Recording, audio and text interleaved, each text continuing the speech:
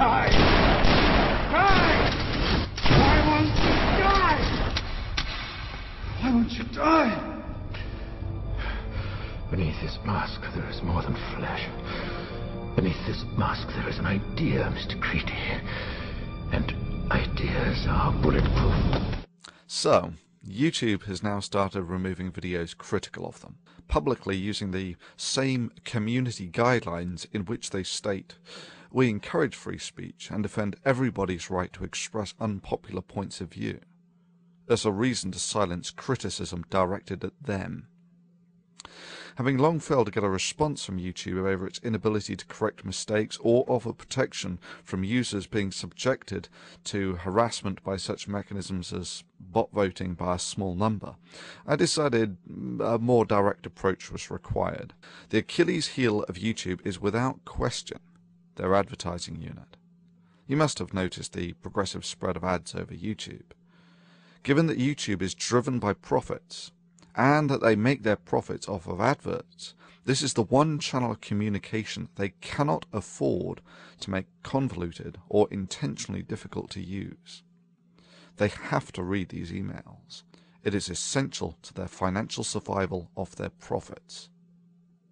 I had suggested that people write to YouTube via this mechanism.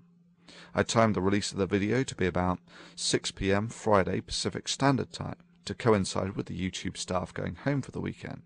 Less than 12 hours later, the video was removed for community guidelines violations. Bullshit. Let's take a look at those guidelines, shall we, YouTube? Well, it's not porn, it's not drug abuse, gratuitous violence, shocking or disgusting heartily, it's not copyright, otherwise that would have been a DMCA issue. Then we come to the interesting stuff. We encourage free speech and defend everybody's right to express unpopular points of view. We do not permit hate speech, speech which attacks or demeans a group based on their race, ethnic origin, religion, disability, gender, age, veteran status, or sexual orientation, gender identity. Yeah, this is what I mean about the guidelines being so vague that anything could be a violation. But anyway, it's not that. It's certainly not hate speech, and this is certainly a free speech issue. Things like predatory behavior, stalking, threats, harassment, intimidation, invading privacy, revealing others' personal information, and inciting others to commit violent acts or to violate the terms of use are taken very seriously. Anyone caught doing these things may be permanently banned from YouTube. Harassment? Nah. This was encouraging users to voice legitimate concern. Personal information? Well, I did include Susie Ryder's name. But then again, this was on the video on her advertised channel. I gave away no information that wasn't the first thing that came up when you typed the information on her YouTube advertised video into Google. In any event, it's not personal information. This is just the contact information for the ad sales director of YouTube. This would be like claiming that asking someone to write to President Hussein at the White House is giving away their personal information. Okay, next.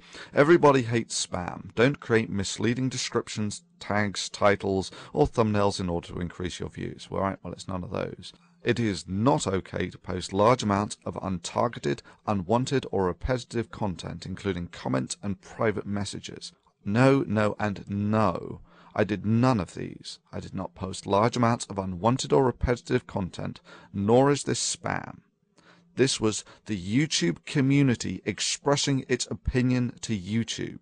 And yeah, for even suggesting that people commit the crime of letting YouTube know the areas of weakness in their system, they took my video down for violation of community guidelines. I call bullshit on that. This was a communal action, targeted at the community organizers. Designed to be effective? Yes, of course. And the fact that YouTube threw their toys out of the pram less than 12 hours after the video was put up shows that it was.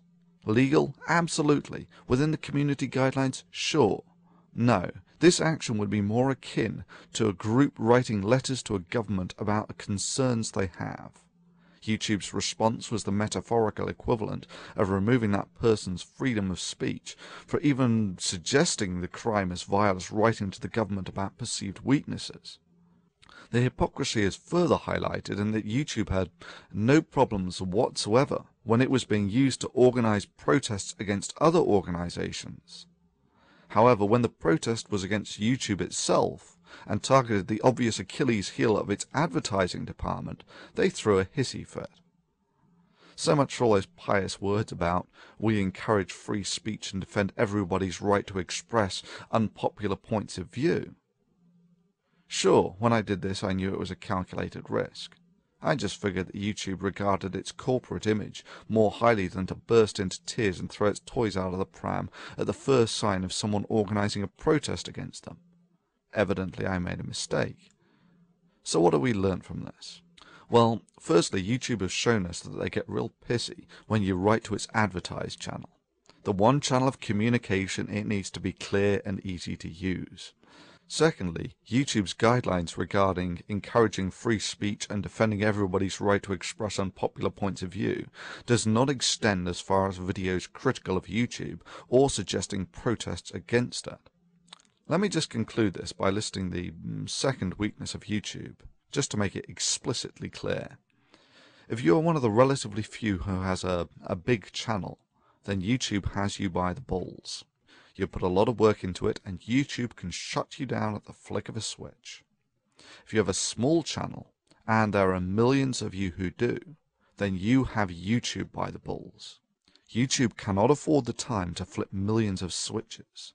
In essence, the subscribers and fans are the only real defense of big users against YouTube. In this sense, I thank all those who mirrored the original video. A very good strategy. Further, if you not only download but recode the video, it will not appear as a duplicate, and it will not be as easy for YouTube to use automation to remove these videos. Do I have anything to lose by being shut down by YouTube? Of course. If you just take the 30 or so Why Do People Laugh at Creationist videos, and take into account the fact that they took about 2 working days on average to make, that's about average. So that's, say, 2 months' work at an average US salary of, let's say, for instance, $40,000 a year. So that's $6,000 to $7,000 worth of work. Do I value the work of this channel? Yeah, sure. I just value free speech more.